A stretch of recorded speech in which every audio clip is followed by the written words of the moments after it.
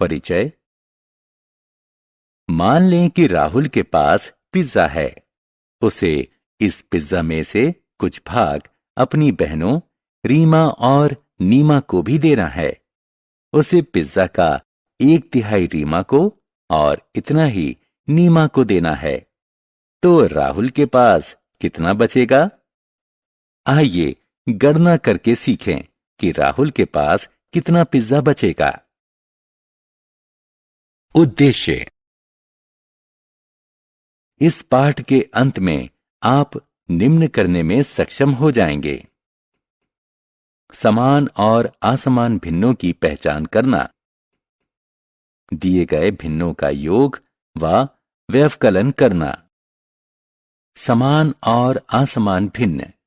समान हर वाले भिन्न जैसे कि 4/8, 6/8, 7/8, 1/8 समान भिन्न कहलाते हैं। असमान हर वाले भिन्न जैसे कि 1/4, 3/5, 7/8, 9/11 असमान भिन्न कहलाते हैं। आइए अब हम पूर्व में पूछे गए प्रश्न को देखें। हम कह सकते हैं कि उनमें से प्रत्येक राहुल, रीमा और नीमा को पिज्जा का 1/3 भाग मिला। ध्यान दें कि यह भी एक समान भिन्नों का उदाहरण है। भिन्नों की तुलना।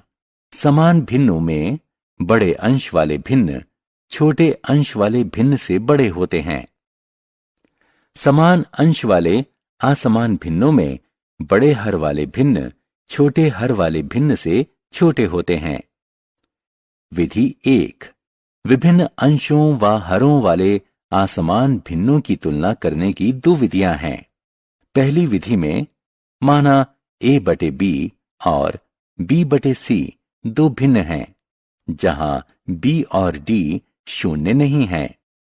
दोनों की तुलना करने के लिए हम AD और BC का गुणनफल ज्ञात करते हैं।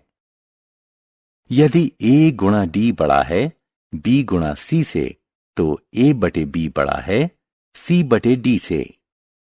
यदि A गुणे D छोटा है B गुणे C से, तो A/B छोटा है C/D से। यदि A गुणे D बराबर है B गुणे C के, तो A/B बराबर है C/D के। विधि 2। दूसरी विधि में हम भिन्न का हर बदल देते हैं, लेकिन इसका मान नहीं बदलता है। इस उदाहरण में 4/5 और 3/4 के तुल्य और 20 हर वाले भिन्न 16/20 और 15/20 हैं। आत्म मूल्यांकन।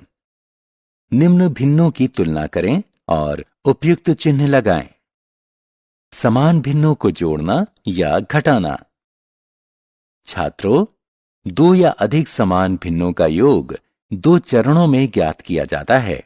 पहला, हम अंशों को जोड़ते हैं और दूसरा, हम हर को उभयनिष्ठ लेते हैं और अंततः भिन्न को दोनों परिणामों के अनुसार लिखते हैं।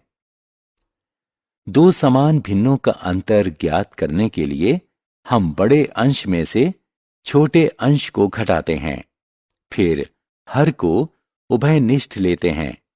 उसके बाद भिन्न को दोनों परिणामों के अनुसार लिखते हैं। असमान भिन्नों को जोड़ना या घटाना। हमने समान भिन्नों का जोड़ना व घटाना सीखा। उन असमान भिन्नों को जोड़ना भी कोई कठिन कार्य नहीं है, जिन भिन्नों के हर समान ना हो। जब हमें इन भिन्नों को जोड़ना या घटाना हो, तब सबसे पहले हम भिन्नों के हर समान करते हुए उनके तुल्य भिन्न ज्ञात करेंगे और उसके बाद उन्हें जोड़ेंगे या घटाएंगे। उदाहरण के लिए 3/7 और 1/4 2 असमान भिन्न हैं। इनको जोड़ने के लिए सबसे पहले हम इन भिन्नों के हर समान करते हुए उनके तुल्य भिन्न ज्ञात करेंगे। ये 12/28 और 7/28 हैं।